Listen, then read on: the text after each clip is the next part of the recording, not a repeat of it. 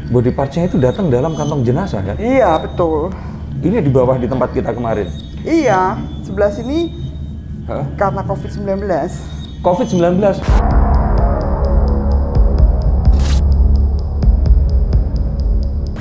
Total kalau kira-kira jumlahnya sudah puluhan, udah sampai 100 Wah, atau ratusan ya. ini sudah ratusan? Iya. Oh. Bayangkanlah satu tubuh misalnya terbelah banyak. Nah, bisa satu tubuh mungkin makanya bisa 100 lebih. artinya dok, itu berarti ada blast di situ atau bagaimana? Ada yang unik dok dengan body parts yang sekarang? Apa yang mungkin bisa diceritakan? Yang unik ya tidak ada sih, cuman kita lihatnya itu memang ini benar-benar hentakan yang keras sekali karena sangat kecil-kecil dan bentuknya tidak beraturan.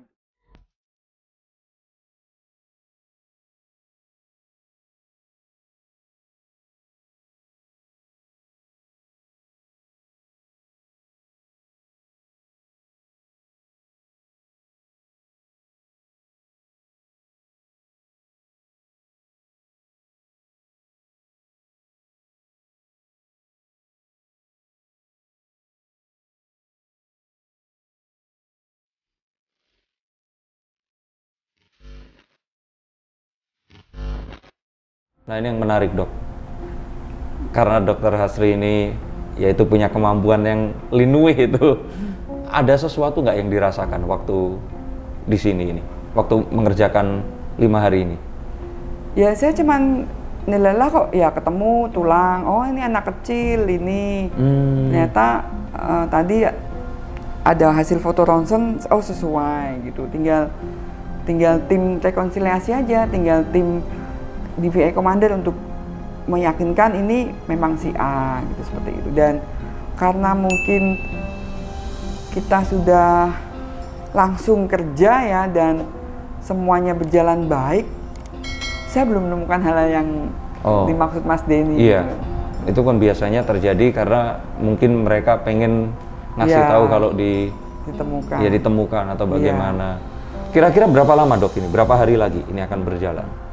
Saya pikir sih mungkin sampai 2 minggu ya lama. 2 minggu sampai ya dok? TKP ditutup ya. 2 minggu itu berarti sejak pertama kali dilakukan Sejak pencarian? Minggu ya, minggu. Minggu saat terjadi kecelakaan? Iya, gitu. Teman-teman forensik dari mana-mana, datang dari UI, begitu? dari Banten, ya, dari Bandung. Saya pikir cuma dari fasilitas ini saja? Enggak, kita kan nggak mungkin kerja sendirian, tetap open dengan teman-teman forensik dari mana. Dan mereka itu semuanya itu panggilan ya dok ya? Iya, panggilan. Dan dokter asli yang sebagai pengganti sementara dokter Arif karena lagi sakit, dia yang ngatur jadwal. Iya. Gitu. Besok kebetulan saya dapat jadwal lagi meriksa. Oh, di sini dok? Iya, di sini. Di dalam ini? Iya. Di tempat kita kemarin itu? Iya. Ini tapi auranya berbeda loh dok dengan waktu kemarin kita bikin ini di Karena sini. banyak yang belum teridentifikasi. Itu yang di kuning itu apa dok? Yang apa? Ya. Di kresek kuning itu? Oh, properti, sisa-sisa. Oh, bukan body parts. Body parts berarti Bukan. ada di balik pintu itu ya dok ya? Di penyimpanan. Oh, nah Di kalau lemari, seperti di itu freezer. kecil-kecil ditaruhnya berarti di mana dok? Ya tetap kita kasih di tempat kantong jenazah itu bagus. Kan kita harus nomerin. Nanti baik. misalnya teridentifikasi ya apa adanya kita kasih, biasanya kita bersihkan ya taruh di peti seperti itu. Nah, kalau seandainya ini serpihannya ada banyak, tidak teridentifikasi, berarti mereka akan dimasukkan ke dalam satu peti dan dikuburkan bersama? Betul, tapi biasanya dari bagian tubuh ini yang sudah kita periksa DNA-nya, ternyata kayak bikin puzzle, oh ini bagian tubuh ini satu orang ini, jadi mungkin jadi beberapa bagian satu tubuh manusia. Tapi itu padahal terdiri dari banyak orang gitu ya? Iya, enggak, itu terdiri satu orang, tapi terdiri dari beberapa bagian tubuh.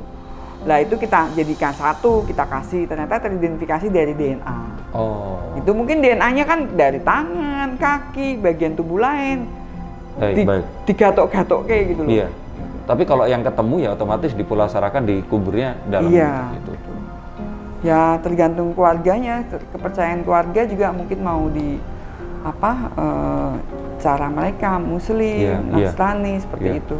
Nah dok, berarti setelah 5 hari ini dok, dari ratusan penumpang yang ya diduga ini semuanya meninggal ya dunia, ini sudah teridentifikasi berapa orang dok?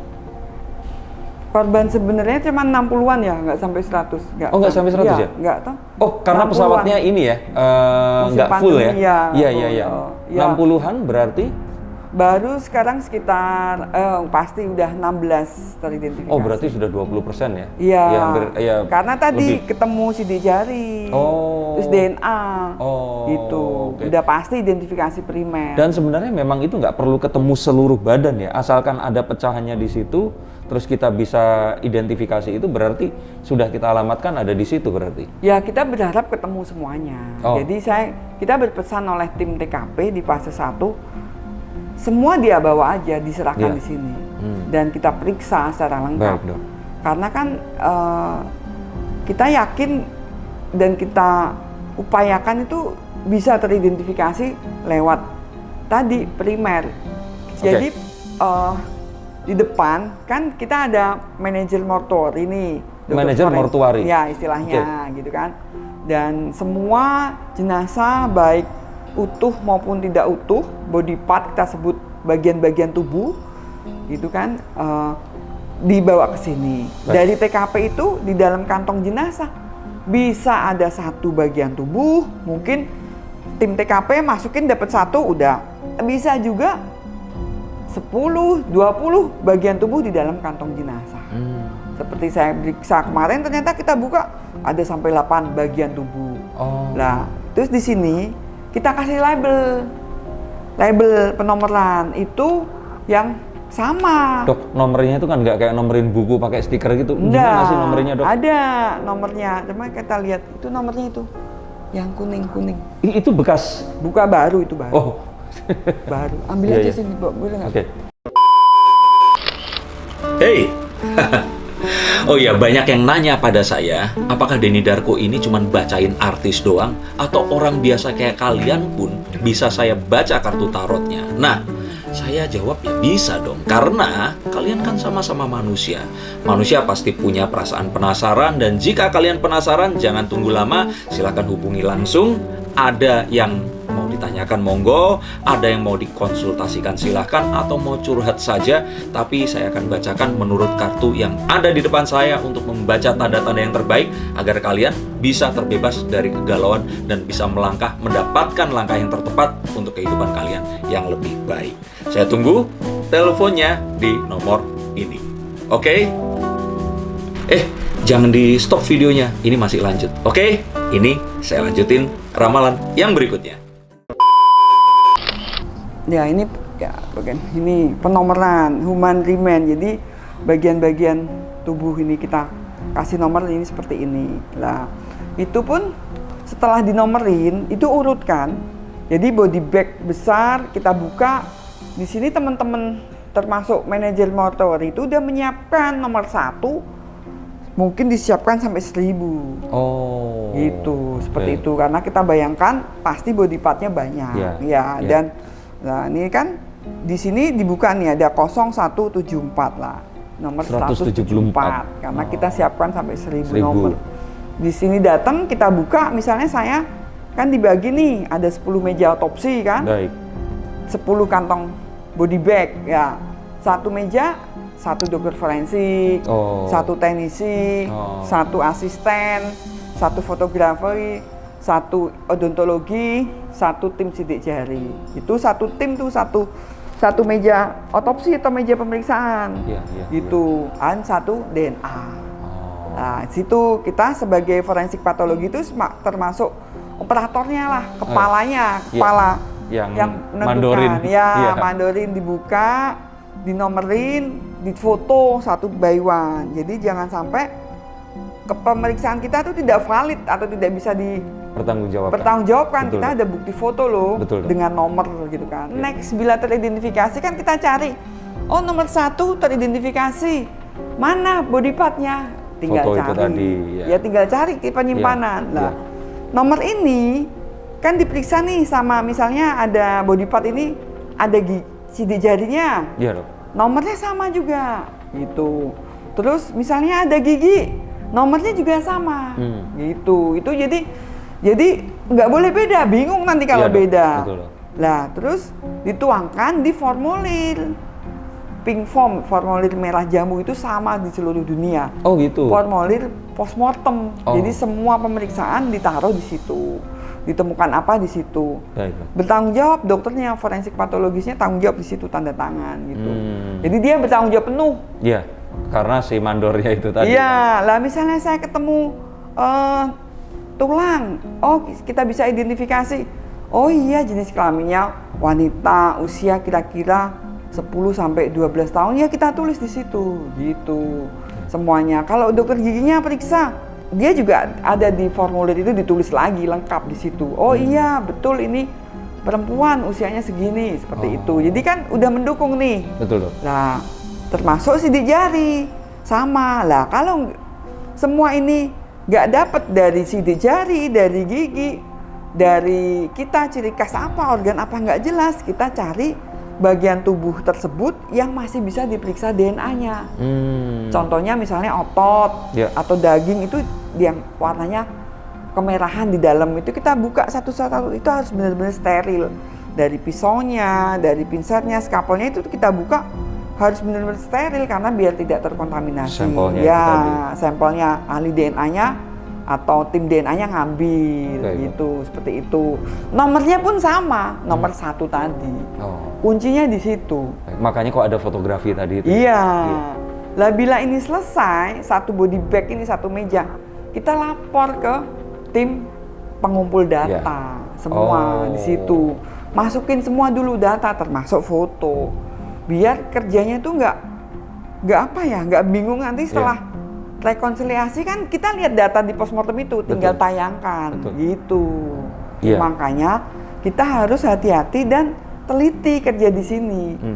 Ya jangan mikir ngapain sih ini hanya body part gampang banget, tidak gampang ini benar-benar hati-hati. Kita berusaha keras untuk bisa mengidentifikasi walaupun ketemu lutut, tulang lutut, dengkul itu juga bisa gitu. Berarti memang kayaknya apalagi kalau pas kondisi sudah kalau 2, 10, belasan itu ya sudahlah.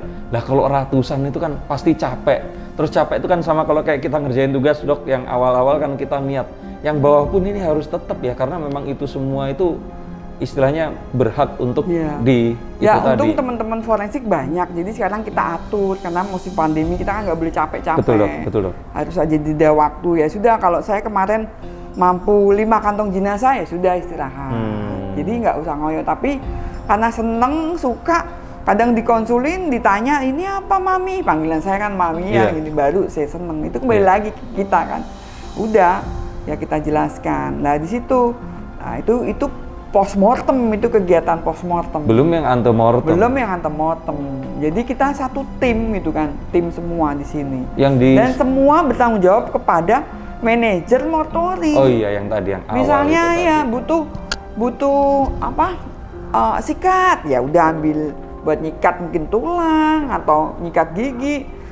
Kadang kita butuh atau handscoon kita rusak atau mungkin pakai face shield kan berembun itu ya. Manajer mortuori mungkin kita panggil tolong bersihkan atau diganti gitu. Jadi yang berat tuh kerjaannya manajer mortuori di sini karena dia harus siap sedia. Dari seluruh meja pemeriksaan dia harus siap sedia untuk membantu yang kurang apapun gitu, seperti itu. Nah, itulah asiknya di sini kita tim gitu kan. Jadi apapun nggak arang-arang, jadi harus hati-hati. Betul. Dan yang terakhir, setelah data selesai semua, masukkan ke komputer, ya kita kirim ke tim rekonsiliasi. Dia yang mengolah data postmortem seperti itu. Baik. Nah kalau antemortem, Dok, apa yang akan kemarin itu, misalkan setelah beres dari sini, berarti harus dicocokkan juga kan dengan data saat sebelum meninggal dunia. Setelah kejadian itu,